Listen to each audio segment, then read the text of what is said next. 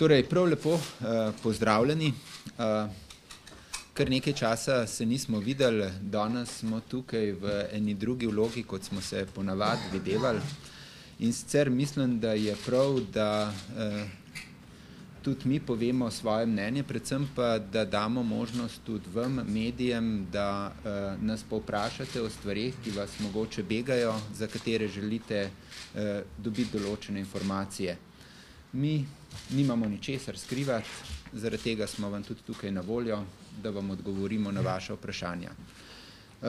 Poslali smo vam gradivo, jaz bi se najprej lepo zahvalil, da pač ste upoštevali to, da ni šlo to preveč v javnost, zaradi tega, da bomo danes lahko tudi določene stvari, ki vas bojo zanimale, pojasnili, vam odgovorili na vprašanja, potem pa boste sami ocenili, kaj je primerno, kaj ni primerno, ustvarili si boste sami svoje mnenje. Naslednjič se bomo pa videli na skupščini 7. marca. Moje dva kolega poznate. Dušan Mitić je bil podpredsednik v upravi Telekoma Slovenije, dr. Filip Ogris Martić je bil član uprave zadolžen za finance. Upravičiti moram Željka Puliča, ker je pač moral na službeno pot, dobil je en pomemben termin v tujini, tako da ga bomo danes mi trije tukaj zastopali. Kot ste videli, smo eni trije oddali nasproten predlog, drugi trije smo danes tukaj, še vedno smo pa dober tim in delamo skupaj. No, pa da ne bomo predolgi, bi šli skozi tole kratko prezentacijo, več podatkov imate v tistem našem komentarju na 24 straneh, ki smo vam ga poslali. Ja, najprej, kdo sploh mi smo? A smo v našem obdobju naredili kaj takega, da smo zaznamovali tiste 4 leta? Po 2 letih je v enem izmed medijev bil en kratek povzetek tega, kar smo v prvih 2 letih naredili. Mislim, da ne prej, ne kasneje se nobena uprava ne more pohvaliti s takim bogatim seznamom, začenši od tega, da smo rešili eno veliko breme, spor med Vego in državo in Telekomom, Mobitelom. Poleg tega se lahko pohvalimo, da smo v 4 letih ustvarili preko 300 milijonov evrov dobička, izplačali preko 180 milijonov evrov dividend. Nekdo bo rekel, ja, ampak potem so bili pa odpisi 200 milijonov. Za te odpise nam ni treba odgovornosti nalagati in nam jo ni treba prevzemati. Če samo pogledamo, da je bila takoj po našem odhodu velika želja narediti odpise in pokazati, kako smo mi naredili nekaj stvari, zaradi katerih je treba odpise narediti, bomo videli, da kljub veliki želji v nadzornem svetu v tistem času ni bilo nobenih razlogov za odpisovanje vrednosti. Tukaj je zapisnik 8. seje revizijske komisije nadzornega sveta Telekoma Slovenije, ki je bila 26. marca, torej takoj na začetku leta 2010, in tukaj vidimo, da so bile že želje, dajmo narediti prve odpise. Pač revizorji so povedali, da odpisov takrat se ne da narediti, da ni razlogov za to. To pomeni, da so razlogi za odpise nastali kasneje in bojo morali tisti, ki so zaslužni za to, tudi pojasniti, zakaj je do odpisov prišlo. Če bi bili mi odgovorni za to, bi gotovo že v začetku leta 2010 to izkoristili. Narejene so bile forenzične revizije, vrsto poskusov, da bi nas diskreditirali, da bi pokazali, kako narobe delamo, in jasno je bilo, da je tudi delničarje zanimalo, kaj se dogaja v Telekomu Slovenije, zato je bil lani marca izglasovan sklep, da se opravi posebna revizija.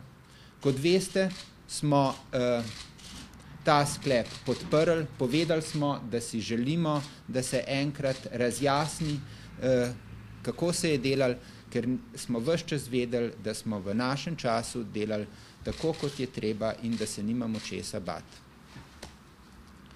No, zanimivo je to, da sta se pojavili dve posebni poročili. Tukaj si lahko ogledate obe. Jaz mislim, da ste, jaz sem vam enkrat tudi to od 7. decembra poslal.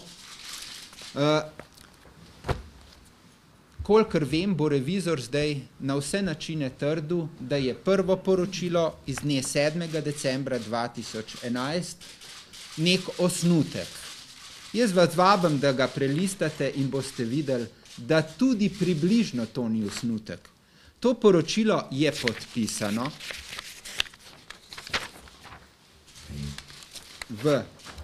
na začetku in tudi kasneje pod samim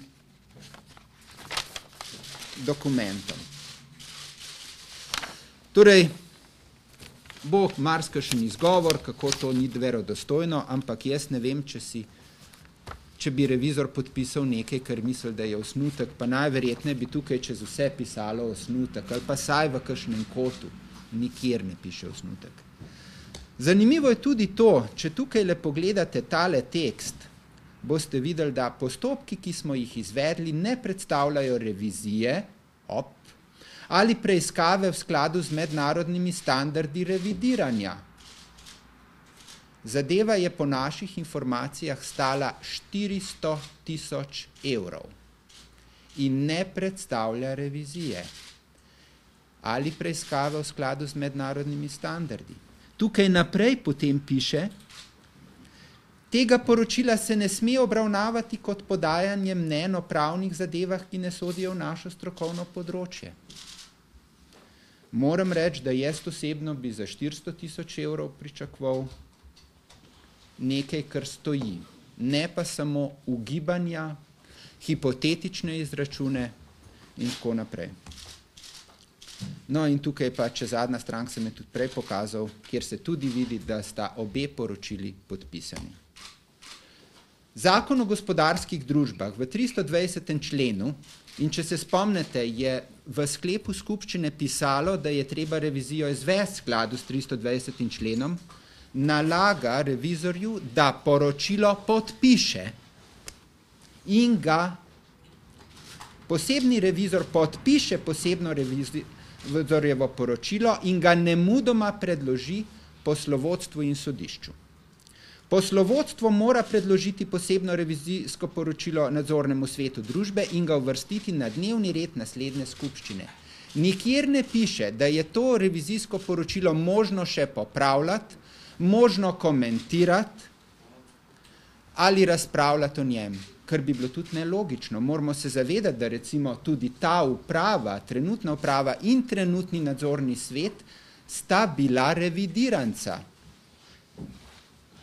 No in seveda mora biti tudi revizijsko poročilo pripravljeno kot neodvisno poročilo in s tem je bil kršen tudi 44. člen zakona o revidiranju, ker je revizor pač pristal na to, da je poročilo po seji nadzornega sveta spremenil.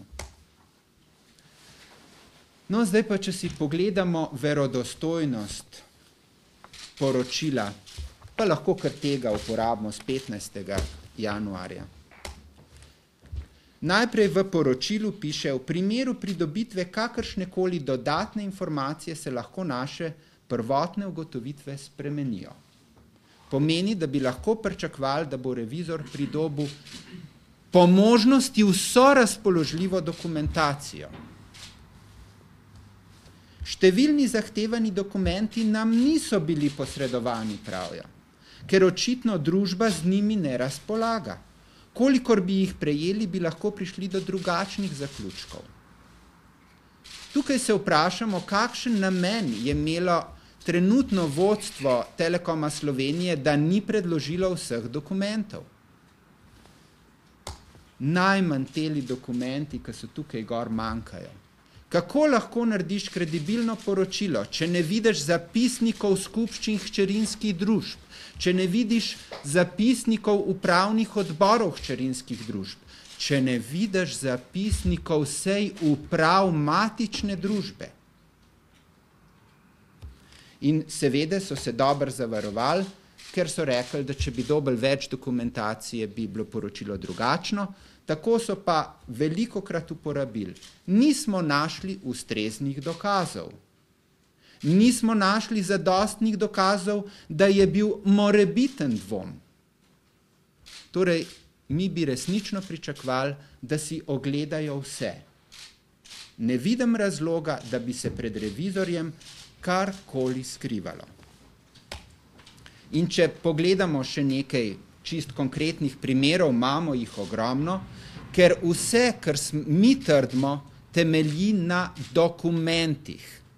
Na dokumentih, ki smo jih na razgovoru z revizorjem našteli, mu povedali, da obstajajo, da ne jih zahteva, če jih on ne more dobiti, bomo mi poskrbeli, da jih bo dobil. Naprimer, na strani 15 piše, ugotovitve v poročilu temeljijo na dokumenti in informacijah, ki smo jih prejeli od oseb družbe TS. Posredovanje podatkov je koordinirala gospa Katarina Kordiš. To pomeni, možno bi bilo, da gospa Kordiševa kakšnih dokumentov ne bi imela, potem bi jih morali iz uprave ji dati, ne? No in potem piše kasneje, da niso dobili, naprimer, dokumentov, kako je tekel procurement proces, naročanje v IPK-u. Poglejte si dokument, ki je bil narejen konec leta 2009. Revizijo je delala ista gospa Katarina Kordiš. Tega dokumenta ni, tako kot piše na strani 81 v poročilu. Mogoče vemo, zakaj ga ni.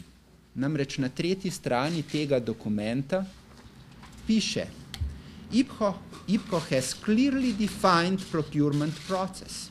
We recommend using the principles of IPCO procurement policy as a good practice. To pač ni dobro, da se to objavi, ne? Zaradi tega, ker bi pač pokazali, da je uprava dobro delala, ne? Zato so raje rekli, da dokumenta ni, in revizor je lepo napisal, da niso dobili nobenega dokumenta o tem, kako je bila urejena nabava v IPK-u. Ko tole prebereš, se zamisliš, kako smo delali. Tukaj piše, da smo v maju 2006 opravili skrbni pregled družbe IPCO in da je to naredila pravna služba Telekoma Slovenije in da je pač napisala, da je bilo težko, zato ker ne razumejo albansko, pa da ne vedo, kaj noter piše. Katastrofa. Problem je v tem, da tega pravnega pregleda ni delala pravna služba Telekoma Slovenije, ki seveda ne razume albansko. Ampak ga je delal Grant Thornton iz Skopja, ki razume albansko in je v celoti dokument pogledal in napisal poročilo. Najverjetneje tudi tak dokument ni dober, da bi ga revizor videl, ker bi spet prišel do drugačnih ugotovitev, kot je prišel. Tako, jaz bom popil kozarc vode, pa bom prosil Filipa, če bo malo naprej povedal. Koliko hoče na posebno poglavje tega nadzora, ki smo ga definitivno izpostavili, bi rad tudi še malo iz načelnega ozornega kota, kar se tiče mene nekaj povedal. In sicer sem tudi pravnik in prav na gospodarskih družbah sem tudi disertacijo pisal, tako da malo o teh stvareh vem, sicer ne slovenske zakonodaje, ampak vendarle zelo in hudo primerljive zakonodaje. Je tudi tako, da sem 5 let delal v reviziji, ne?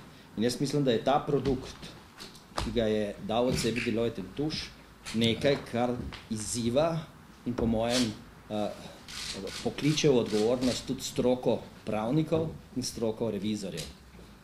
Ne more biti namen instrumenta in inštituta posebne revizije, da se potem v javnosti ugiba o morebitnih dvomih in s tem povezano o milijonskih škodah, ki realno ne obstaja. Jo. Jaz mislim, da posebna revizija, kot je zapisana v ZGD-ju, nima tovrstnih špekulacij pred očmi, ki bi bilo to zelo grobo strani zakonodajalca, temveč je zelo specifično in vezano na dejstva. In če pogledamo 1 leto nazaj, ko je bil sklep skupščine oblikovan, ki smo ga tudi podprli, mislim, da predlagatelj takrat ni zahteval od revizorja špekuliranje, ugibanje o morebitnih dvomih in tako naprej, temveč je zahteval, da ugotovi dejstva. In teh dejstev pač jaz v tem poročilu ne znam razkriti. To sem hotel povedati na začetku. Jaz mislim, da tudi tukaj predlagatelji sklepa za 7. marec niso računali na to, da se bomo mi v tako kratkem času organizirali in predložili dokument, ki ste ga vsi dobili, ki je enostavno poglavje in odstavek za odstavkom ovržemo, po mojem, analitično, sistematično, drugače kot je to naredil revizor posebni Deloitte & Touche. Jaz mislim, da je tukaj tudi en drug kalkil, jaz mislim, da je tukaj tudi pričakovanje in da računajo na to, da bojo zagrabili novinarji sam 21 milijonov evrov in to dali v headlines in potem, ko bo pa tožba šla, čez 3 leta, 4 leta, pa itak to nobenega ne bo zanimalo, ko bo negativno. To se mi zdi, da je to tako običajna kalkulacija za javnostmi in jaz mislim, da smo danes tukaj, da te stvari tudi iz tega zornega kota ovržemo in osvetlimo. Jaz mislim, da je, če se bo sklep, kot ga uprava danes predlaga, za 7. marec sprejet strani enega predstavnika Republike Slovenije, potem se jutri lahko toži vsakdo zaradi morebitnih dvomov. In to v imenu države. In jaz ne verjamem, da je to želja naše družbe, da bo na ta način se vlagale in predlagale tožbe.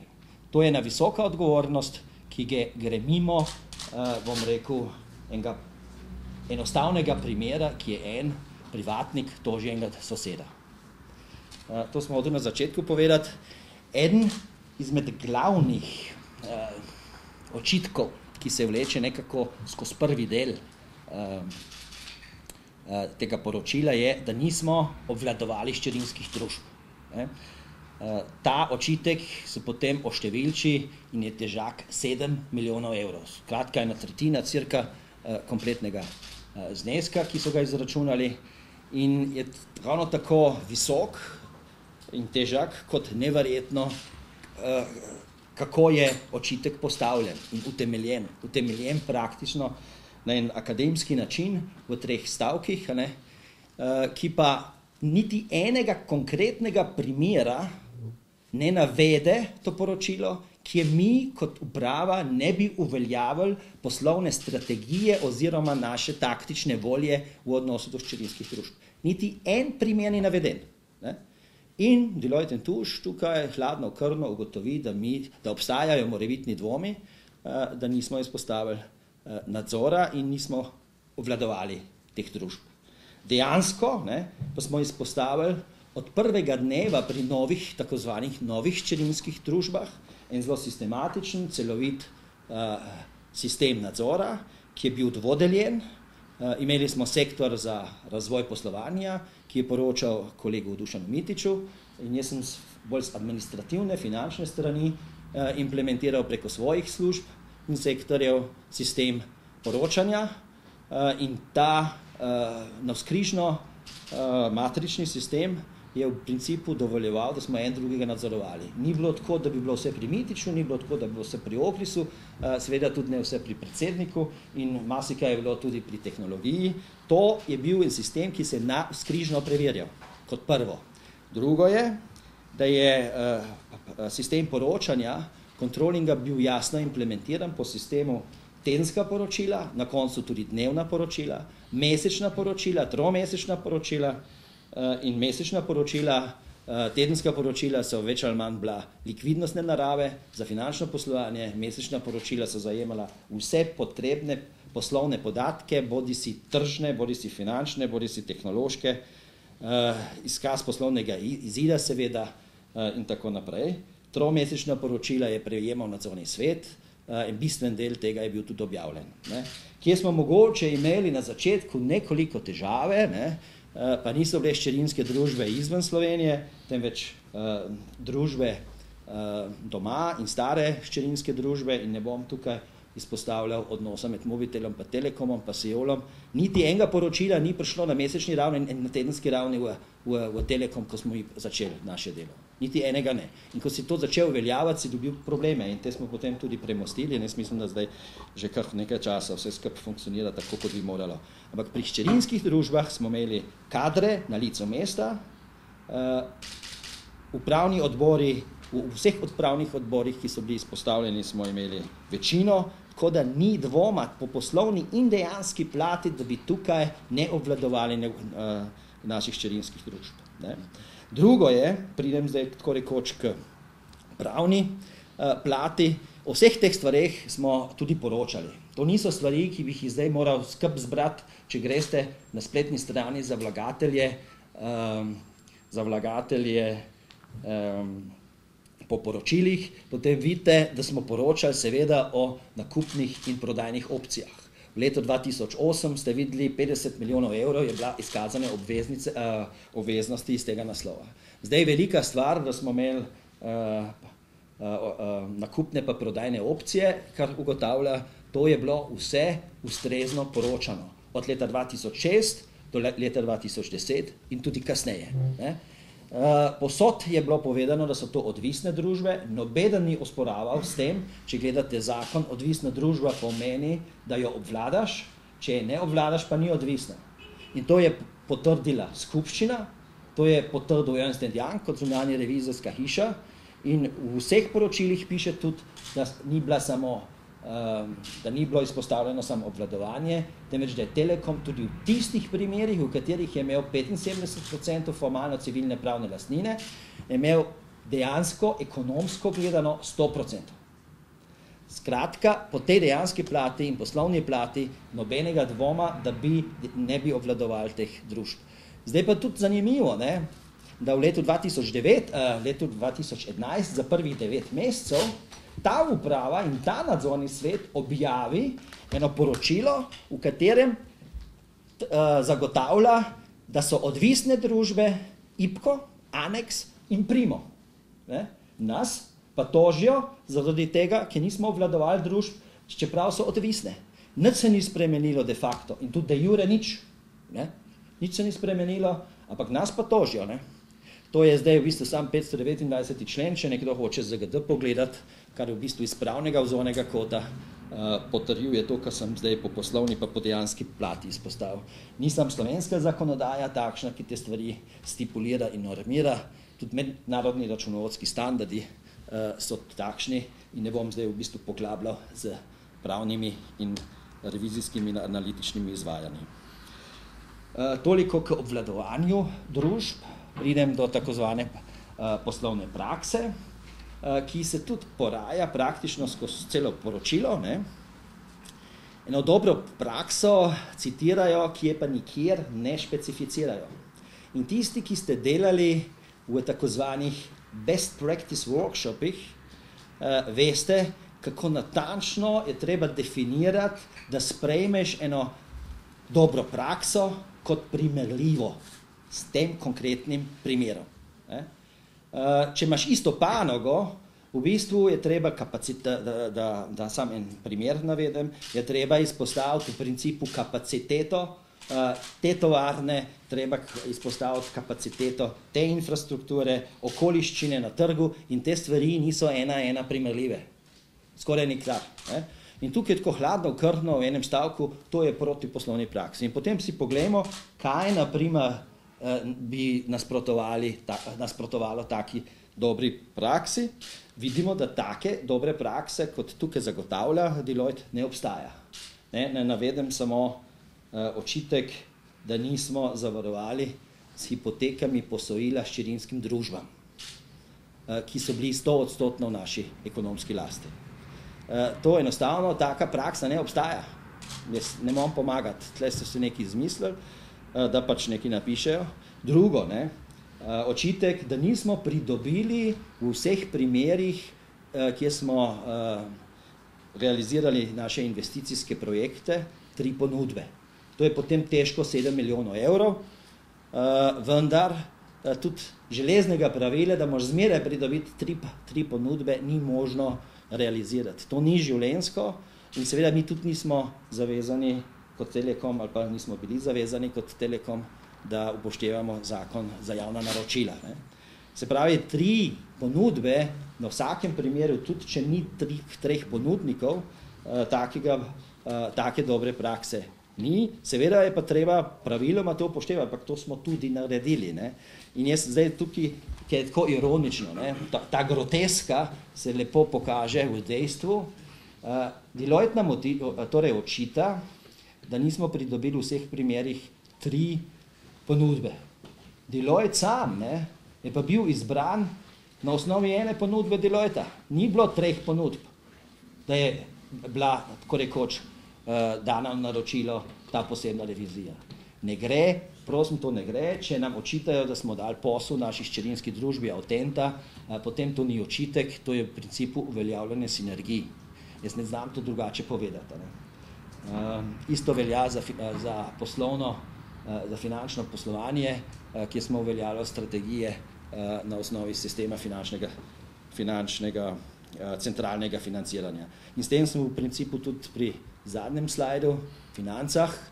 Očitek tukaj niti ni tako težak, ne, znaša točno 40.329 evrov, je sicer za posameznika kar veliko denarja za velike številke, s katerimi to poročilo operira, je v bistvu skoraj da že zanemarljivo.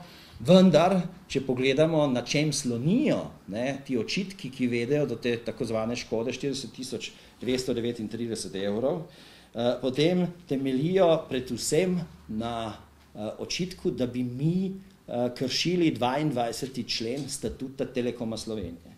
In če pogledate, preverite ta statut, ki je tudi na spletni strani Telekoma objavljen, potem vidite, da je po tem predpisu soglasje potrebno pridobiti upravi takrat, ko najema, ne takrat, ko daje. Takrat, ko najema finančna posojila. In tega pravila in to določbo statuta smo brez izjem upoštevali. In če potem to tudi tako interpretiraš, potem in vidiš, tako kot je bila tudi zmeraj uradna, tako kot je bilo tudi zmeraj uradno stališče pravne službe Telekoma Slovenije, potem tukaj ni več očitka. Ni več očitka, mi smo sicer izpostavili polagoma za vse dana posojila, ki so dolgoročna bila, tudi prakso, da smo pridobili soglasje, vendar zaradi tega, ker moraš nekje življenjske okoliščine upoštevati in takrat, ko je tvegano, moraš tudi nadzorni svet izven črk samega statuta obvestiti in pridobiti soglasje. Mislim, da to ni treba posebej poudarjati. Ampak potem iz tega naslova skonstruirati očitek, da smo pridobili kratkoročna posojila od Mobitela in Mobitelu dajali kratkoročna posojila, ne? Kar je naravno uveljavljanje sinergij znotraj ene skupine. Ne? Je pa že malo težka in jaz mislim, da pred nekaj takega napišeš, si moraš že malo bolj pozanimati, kaj je res dobra praksa in kaj ni. Drugi očitki tukaj niti ne bom več podrobno razlagal, gre se v bistvu o izračunu obresti na hipotetično ugotovljeno škodo, uporabljajo obrestno mero med 11 pa 13% vek in ne stroški, ki so Telekomu nastali na osnovi refinanciranja med 2 pa 4%. Sam ta razdalja je 3 do 5 krat večja, kot bi bilo dejansko treba ugotoviti.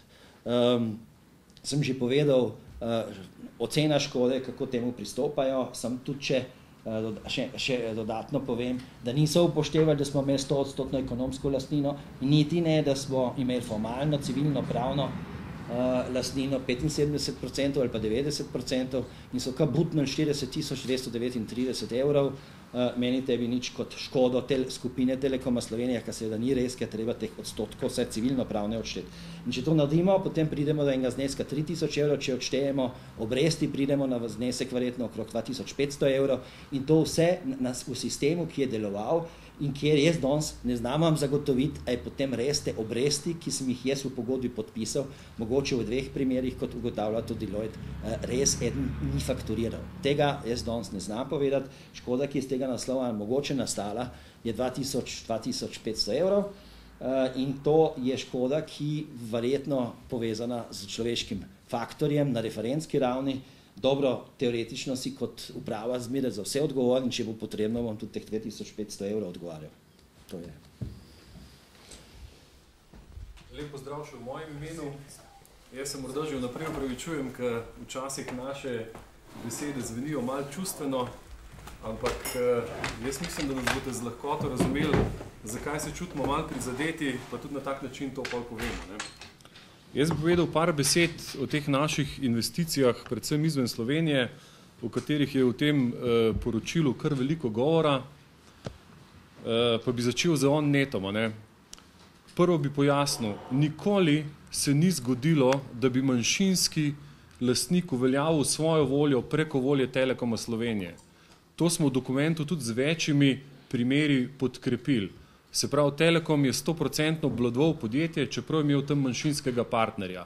Zakaj je imel manjšinskega partnerja? To velja za vse trge. Če vstopaš na trge jugovzhodne Evrope, mnogo lažje prideš do svojih zastavljenih ciljev, če imaš nekoga lokalno, ki ti pomaga, kar se tiče lokalnih znanj pa lokalne prisotnosti. To smo naredili popolnoma v vseh trgih enako, z ciljem, da pridemo do ponujanja vseh storitev. Na 2 trgih je v našem mandatu to uspelo, se pravi na Kosovu in v Makedoniji, v Albaniji pa v Republiki Srpski pa pač tega nismo uspeli, ker smo prej odšli. Isto, kar ste že kolega povedala, tukaj navajamo več primerov, kjer v poročilu piše, recimo, podlaga za odločitev cene v tem dokumentu nam ni znana. Nas so revizori to vprašali, ko smo bili tam, kako ste prišli do cene. Mi smo jim jasno pojasnili, povedali smo, v katerih dokumentih to piše, pokazali smo jim dokumente, kljub temu so napisali to, kar so napisali. Ne? In tudi ostale stvari, nismo prijeli dokaza, da je bila omenjena ugotovitev skrbnega pregleda preučevana v kasnejšem cevitvenem poročilu. Stran in alinejo, kjer je to napisano, smo povedali. Zato, ker smo se zelo dobro pripravili, ko smo šli tja. Poiskali dokumente za nazaj, pogledali zapiske in smo bili zelo konkretni, tudi tega niso upoštevali. Pa niti ne bi naprej našteval, skratka, isto stvar, kar ste že kolega povedala, skozi vse te navedbe. Ena od ključnih stvari, ki nam je očitajo, je tudi ta opcija, ki smo jo dali Faktor banki ob prodaji deleža IPCOTA Faktor banki. Verjetno se spomnite, da smo leta 2007, začetek leta 2007 Faktor banki prodali 15%. Mi, seveda so nas revizorji tudi to vprašali, natančno smo jim pojasnili, zakaj se je to zgodilo. Telekom z Mobitelom skupaj kot konzorcij, pa z našo hčerinskim podjetjem na Kosovu se je prijavil na razpis za GSM licenco. Mi smo na tem razpisu bili drugi. Mi nismo zmagali. Zmagal en konzorcij, ki se mu reče Kozmosel. Tukaj imam odločbo, tudi to smo revizorjem pokazali, datirano iz 8. februarja, kjer je to jasno piše, tle na drugi strani, zmagal je Kozmosel, prosim, plačajte licenčnino. Ker smo vedeli, da Faktor banka financira Kozmosel, smo se z njimi začeli intenzivno pogovarjati, da bi jih prepričali, da prestopijo na našo stran. Oni so bili to pripravljeni narediti samo, če jim prodamo delež. Delež smo jim prodali za tržno vrednost, točno tako, kot je bila takrat vredna. Ampak pogoj, da se to zgodi, je pa bilo, da oni odstopijo od druge strani in da mi dobimo licenco. In zaradi tega smo jim tudi priznali višjo izhodno opcijo, ker firma brez licence je vredna nekaj, firma z licenco je pa vredna nekaj drugega. Ključ v rokah je pa imel naš partner bodoči, ne? Faktor banka. In je bilo tudi to pogojeno. Potem smo s tem šli na nadzorni svet, ki nam je to potrdil, in šele ko je to potrdil, je Faktor banka odstopila iz projekta zmagovalca, pristopila k našemu projektu in tukaj je odločitev po nadzornem svetu, ker je bilo to potrjeno, da smo zdaj mi na vrsti, da plačamo licenco, in ko smo plačali licenco, smo dobili odločitev, da jo tudi imamo. To je bilo pa 23. februarja. Iz te odločbe se tudi vidi, da če bi želeli zmagati na tem razpisu, mi smo bili po tehničnem delu šele 3., bi mogli plačati najmanj 85 milijonov, torej 10 milijonov več, kot smo v resnici plačali. Tudi to potrjuje, da je ta opcija bila pravilno dimenzionirana, kar se velikosti tiče, ampak nismo jo zaradi tega dali tako. Mi smo opcijo določili na podlagi poslovnega načrta, ki smo ga dali v ponudbo za pridobitev licence. Iz tistega poslovnega načrta smo zaračunali, koliko bo firma vredna, če to licenco dobi in natančno toliko smo noter napisali. Vse to smo revizorjem pojasnili, seveda tega, kot že prej v večjih primerih, niso upoštevali. Tudi vse ostale navedbe, ki so noter, smo argumentirano zavrgli, z dokumenti podkrepili, tako da kdorkoli od revizorjev ali sedanjega vodstva Telekoma lahko to pride pogledati, če ne vem, zakaj sami pač tega ne najdejo. Ne. Zdaj, mogoče o tem ti ne bi par besed, tam je navedba, da so v letu 2010 zelo slabo poslovali. Mi ne vemo, zakaj so takrat slabo poslovali, sumimo pa, da tiste posle, katere nam očitajo, da smo jim neupravičeno dajali, niso več dobivali. Ne. Tako da so posli šli tretjim osebam in zaradi tega pač o tem ta slabše poslovala. Kar se NIDC-ja tiče, je bilo tudi veliko govora. Ključno je tle, da smo za vse odločitve, kar se NIDC-la, dobili soglasje nadzornega sveta še več. Mi smo ga dejansko kupili za nižjo ceno, kot smo dobili soglasje. Se pravi, že ko smo dobili soglasje, smo se šli dodatno pogajati, pa smo ga dobili za nižjo ceno. Ne. Če z današnje perspektive gledaš nazaj, ne, vidiš te številke zelo visoke, ampak če z današnje perspektive gledaš vrednost delnice Telekoma Slovenije, pa pogledaš, koliko je bila delnica Telekoma Slovenije v tistem času, vidiš, da je to en normalen efekt te krize, ki se je pač zgodil na trgu. Ampak v tistem času je NIDC bil najbolj oblegana internetna stran v Sloveniji, na prvem mestu. In glede na projekcije stvari, vsebine in marketinga, ki se dogajajo prek interneta, je bila ta cena popolnoma upravičena. Seveda smo tudi to družbo 100% obvladovali, čeprav piše, da jo nismo. Ne. Par besed o teh izračunih škode, ki so bili narejeni na podlagi investicij, ki jih je delal Telekom Slovenije. Tako, kot je že prej Filip rekel, kakšno stvar ne moreš kupiti na tak način, da zbereš 3 ponudbe. Ne. Če imaš v hiši že nek software, ki ga moraš nadgraditi za tem istim softverom, pač dobiš ponudbo samo od tistega, ki je to naredil. Menjava ali pa da vse tisto, kar si do zdaj delal, zavržeš, bi stala bistveno več. Pri nekaterih primerih so se celo zmotili ali pa se niso zadosti potrudili, da bi res ugotovila, te ponudbe so bile v hiši. Pri nekaterih primerih nam poučitajo, da smo dajali posel hčerinski družbi. Ne. To je isto, kot ko je Telekom Slovenije za časa naše uprave se odločil, katero mobilno telefonijo bi pa uporabljal. Pa bi mi poklicali tuš, Simobil, pa Mobitel, da nam dajo ponudbe, pa bi pa izbrali tuš, ki je najcenejši. Ja, je to smiselno? Verjetno bomo kupili pri Mobitelu, verjetno bomo kupili pri Autenti. Ista zgodba. Zelo veliko se govori o tem DVB-T projektu, pa teh set-top boxih, ki resnici na ljubo, jih je kar nekaj ostalo na skladišču, ampak mi smo prepričani, da mi nismo za to odgovorni. Revizor trdi, da nismo pridobili dodatnih ponudb. Tlele vam sem eno pokažemo. Ne? Za 6 proizvajalci smo se pogajali. Tole je ena, ki je prišla iz Kitajske, ki je bila druga najboljša. Izbran je bil pa Sažem, ki je bil še boljši. Ne vem, zakaj niso teh dokumentov pridobili. Obstajata pa 2 dokumenta, en na 170, en pa na 190 straneh. Vendor selection process, financial part, vendor selection process, technical part. Ta uprava je zahtevala od hčerinskega podjetja v Makedoniji, da na tak način izbere dobavitelje. Zakaj tega niso pogledali? Jaz ne vem. V tem istem sklopu o investicijah ONET-u omenjeno tudi, ko smo pač kupili teh 200,000 set-top boxov, da smo jih kupili, pa nismo pripravili nobene strategije. Ta strategija je bila avgusta 2009 predstavljena temu nadzornemu svetu in je del dokumentacije nadzornega sveta. Jaz sem par strani izkopiral iz mnogih prosojnic, ki so bile takrat predstavljene. Strategija je bila zelo jasno povedana. Celo razdelane so bile taktični elementi, ki jih je bilo potrebno narediti. Mi smo naredili tržne raziskave, kjer smo z veliko gostovostjo ugotovili, da če bomo imeli ekskluzivno lokalno vsebino, bo večina uporabnikov digitalne televizije prišla k nam. In mi smo bili s 3 lokalnimi televizijami že dogovorjeni, da bojo prišli k nam ekskluzivno. Zakaj se to v letu 2010 zgodilo, mi ne vemo. Ni se pa zgodilo. Zaradi tega pa je problem na trgu. Zdaj bi pa Bojan. Torej, mogoče samo še za zaključek. Dan je bil predlog sklepa, da se na osnovi takega, ne bom rekel česa, sprožijo tožbe proti bivši upravi.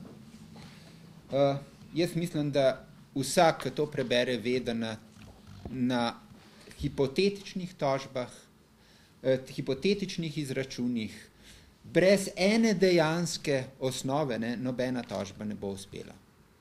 Seveda ta uprava želi prenesti odgovornost na delničarje, delničarjem poriva v prejem sklep, s katerim lahko ta uprava naprej se gre lov na čarovnice, za vso škodo v zvezi s tem ne bi bili pa odgovorni delničarji, ker je še bolj eklatantno videti v zadnjem sklepu, kjer so začeli proces proti nama z Dušanom, kjer ni najmanjše osnove za tožbo, celo vse delo, ki je bilo dobro opravljeno, je opravil gospod Brginc. Midva nisva bila takrat zadolžena za to področje, jaz nisem bil predsednik uprave. Ta revizija, kljub temu, da so se trudili, da bi vsaki stvari, kjer bi nas lahko namočili najti škodo, je morala priznati, da v ONET-u ni škode in zdaj pravijo delničarji, če bo slučajno kakšna odškodninska tožba, pa vsi stroški, ki smo jih povzročili za tožbo za ONET, dajte vi prevzeti odgovornost. To prosi zdaj ta uprava delničarje. Mi smo zato morali dati nasproten sklep, za katerega mislimo, da ne ščitimo nas, ker s tistim sklepom še vedno lahko vsak sproži tožbo, če smo kaj narobe naredili, ampak bo moral tudi prevzeti odgovornost za to. Če nekoga tožiš, moraš imeti za to razloge, če ne, moraš pa tudi odgovornost in škodo pokriti. Zato smo pač predlagali, da skupščina ne prevzame odgovornosti za nesmiselne tožbe in če uprave nadzoren smet mislita voditi te tožbe, ne jih pa vodita na svojo odgovornost.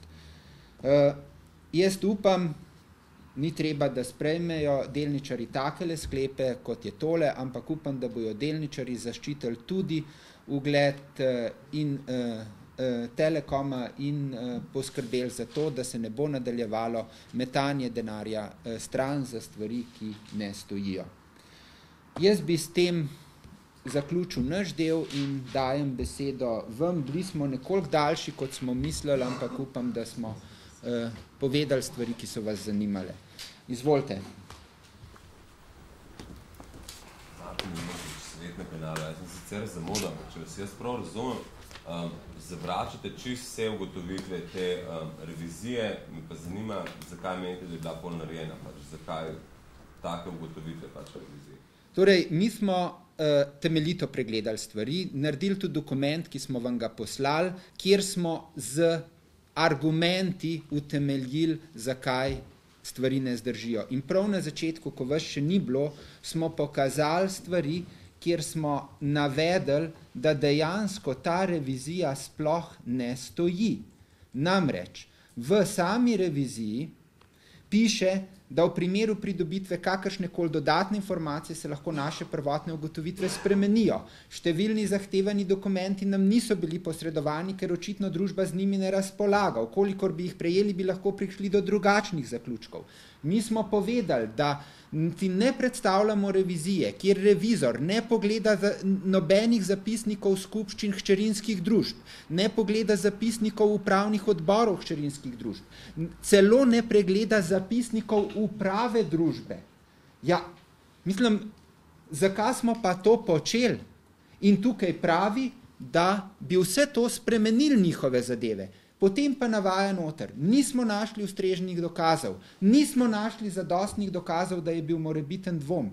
In potem smo navedli primere dokumentacije, kjer pravijo, da jo ni, v resnici pa dokumentacija je, samo noter mogoče piše kakšna stvar, ki meče pravo luč na nas, dobro luč, ker smo dobro delali. In tako dokumentacijo so skrili in je primer. In mi ne nastopamo z argumentom moči, ker tega argumenta žal nimamo. Mislim pa, da lahko nastopamo z močjo argumentov, ker jih imamo, ker imamo ogromno dokumentacije, ki dokazuje, da smo delali prav. In da nobeden od očitkov tukaj noter ne stoji. Nobeden. Zakaj menite, da je taka vizija? Poglejte, začelo se je že takoj po našem odhodu. Izvedeli so forenzično revizijo, ki jo je delal PVC. Forenzična revizija, že samega izraza forenzično vemo, kaj to pomeni, ni dala nobene osnove za tožbo. Naročili so drugo fazo, da bi najdeli osnove. Spet ni bilo, na kar so se skregali in rašli s PricewaterhouseCoopersom, ker ni uspel najdeti razlogov, da bi nas tožili. Obstaja množica zapisnikov, kjer je razvidno, da so dejansko hoteli kri. Mi imamo zapisnik, kjer je gospa Slapničar v revizijski komisiji rekla, dajmo jih tožiti, pa čeprav nismo najdeli nobene škode. Sej bojo potem oni morali dokazati. Ta zapisnik imamo.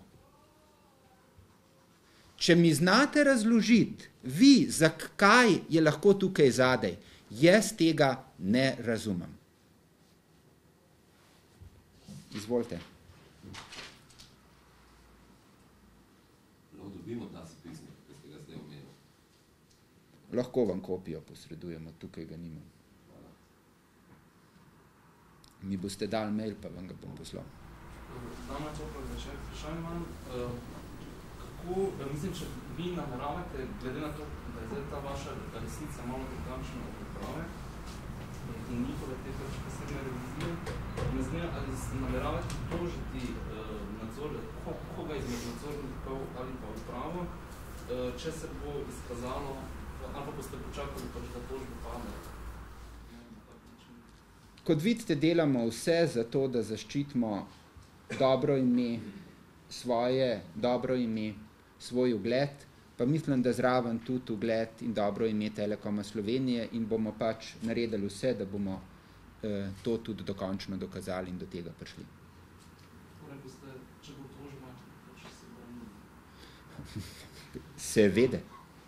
Kaj pa, kako bi ocenili vaš mandat, glede na to, da je bilo slabitev in izgube za 210 milijonov evrov? Jaz mislim, da sem zelo jasno povedal, da mi smo naredili v času našega mandata smo naredili 300 milijonov evrov dobička, izplačali preko 180 milijonov dividend. Da takoj po našem odhodu, in tukaj je kopija seje revizijske komisije nadzornega sveta, so želeli začeti delati odpise. Zato, da bi nam obesili te odpise. Tukaj, če preberete tukaj gor, boste videli, da so ugotovili, da ne morajo, ker na začetku leta 2010 ni bilo razlogov. Pomeni, da so razlogi nastali kasneje. Zdaj pa takole. A vemo, kako se oceni vrednost firme? Vrednost firme je rezultat 3 ključnih parametrov. Poslovanja v preteklosti, poslovanja v sedanjosti in poslovanja v prihodnosti. Če se poslovanje v preteklosti in sedanjosti preveč razlikujeta, poslovanje v preteklosti nima več bistvenega vpliva. Se gleda poslovanje v sedanjosti. Poslovanje leta 2010 je bilo zaznamovano z prepiri z manjšinskimi delničarji v Makedoniji in na Kosovem. Predvsem v Makedoniji so te prepiri vodili do vojne, ki so povzročili množičen odhod uporabnikov, strmo pot navzdol. Zato so bili rezultati v letu 2010 katastrofalni. In če zraven dodaš še zelo majhen volje in želje in pripravljenosti narediti nekaj boljšega v prihodnosti, potem tudi za prihodnost napoveš relativno slabe rezultate. In jasno, trenutni rezultati v 2010 slabi, nobene ambicioznosti za naprej, in vrednost firme nizka in jasno, da se je šlo v odpise. Pa tudi tukaj ne razumem, kako so lahko naredili take odpise. Če pogledate letno poročilo za leto 2010, boste v govoru predsednika uprave videli, da je napisal, da se bosta naložbi v Makedoniji na Kosovu dolgoročno izkazali kot upravičeni.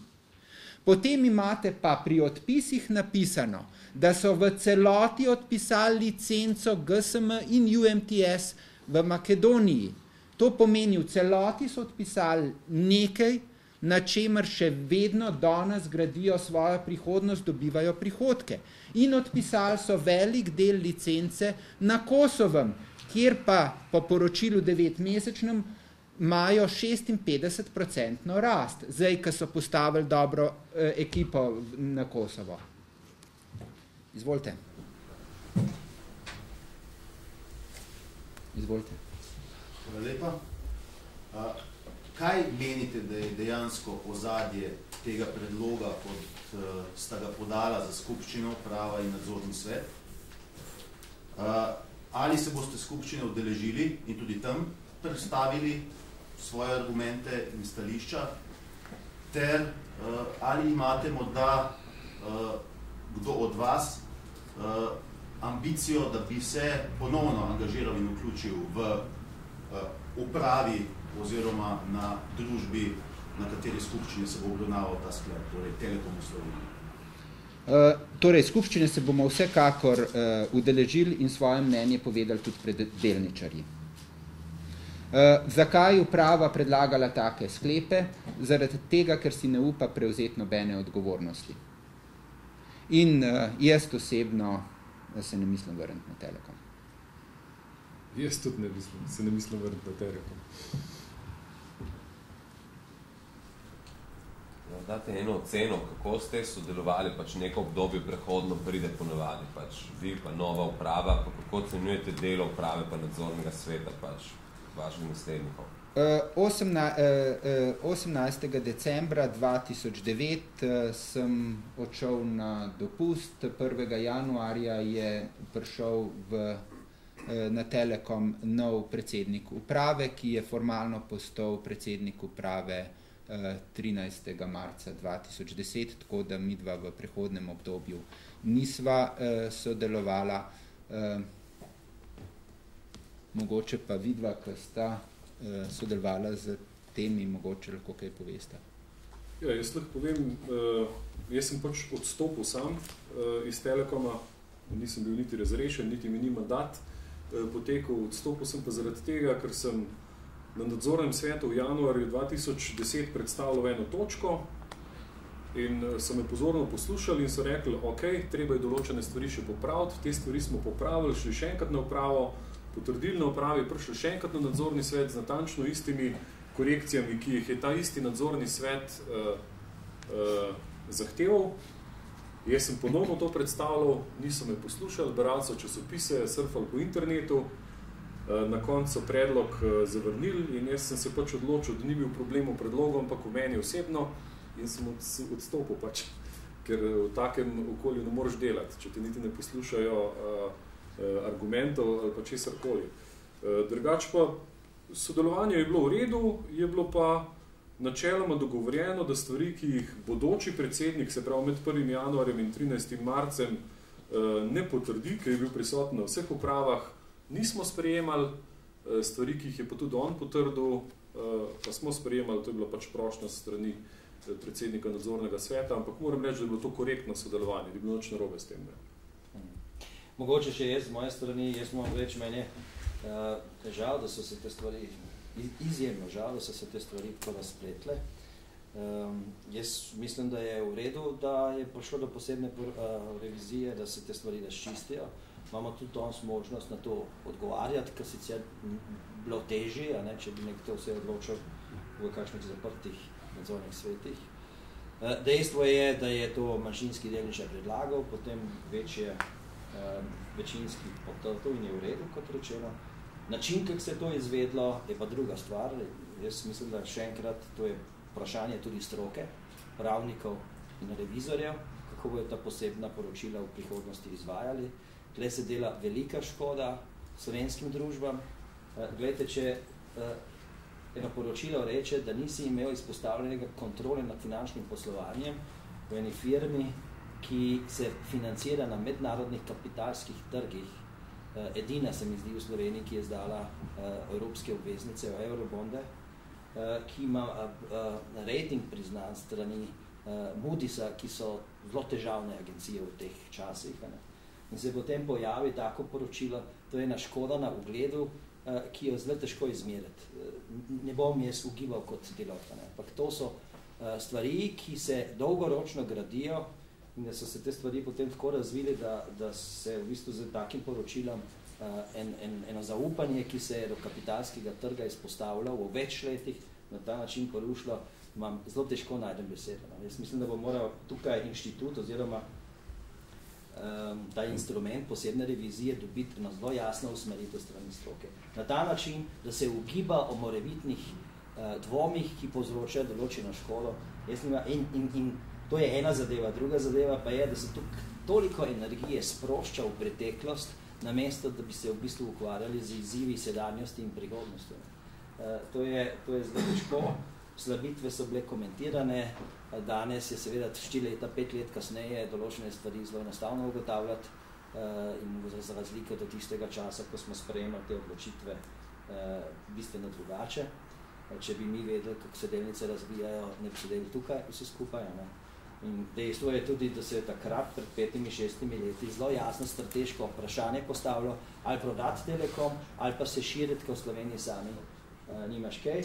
In če to bi rekel, da ker tako zgleda teh 200 milijonov odpisov, kot da bi poslovanje kot tako bilo hudo zaskrbljivo.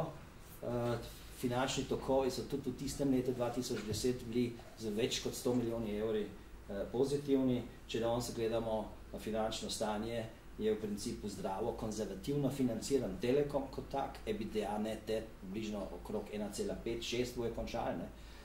In je za slovenske razmere zelo previdno financirana družba.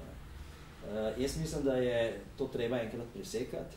Kar se tiče različne resnice, jaz mislim, da tukaj toliko različnih resnic niti ni. Če ste to poročilo pozorno prebrali, ne najdete dejanskih škod. To poročilo ne ugotavlja škode. Hipotetično zračuna, in kaj je žalostno v tem primeru, da bi morala uprava preprečiti in zagotoviti material, da se tako poročilo ne zgodi. In namesto tega je nadzorni svet, dajte sami interpretirati ta dva poročila, zahteval, da se ta hipotetična škoda šele zračuna in s tem potenciral to škodo na ugledu, o kateri sem govoril. Jaz težko komentiram, jaz mislim, da na ta način v javnosti ugibati o morebitnih dvomih, da je to hudo škodljivo in da se mora to v bodoče preprečiti tudi v drugih družbah. In upam, da se bo zdaj lahko firma potem, ko se zdaj pogovarjamo, vse v bližnji prihodnosti fokusirala na to, kar je prihodnost. Ja. Če imate kakšne signale, kako bo država kot občinski lastnik glasovala na tej skupščini, še posebej, da se zdaj kakšne vlada zamenja? Torej, mi upamo, da bo tudi večinski lastnik zaščitil Telekom in da bo preprečil nadaljnjo metanje denarja stran za nesmiselne zadeve. Najverjetneje bo moral nekdo tretji pogledati zdaj vse tole, kar je, pogledati to, kar je napisal Deloitte, pogledati to, kar smo napisali mi, pogledati dokumentacijo, pa preprečiti v pravi nadzornem svetu, da se še enkrat vtika in prepreči, da bi bilo narejeno korektno poročilo. Ne vem pa, kako bodo glasovali. Jaz moram reči, da z naše strani ni nobenega problema, tudi če do tožb pride, nas ne skrbi in bomo v procesu dokazali, da ni bilo nobene škode, ki bi jo povzročili.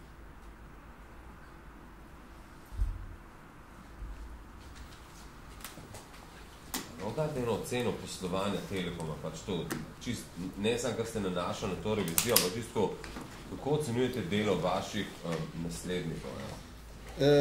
V poslovnem svetu je tako vprašanje neprimerno in tak komentar neprimeren. Mislim, da smo bili prisiljeni že preveč komentirali komentirati to delo trenutne uprave in trenutnega nadzornega sveta, tako da dodatnega komentarja ne mi zameriti ne bi dejal.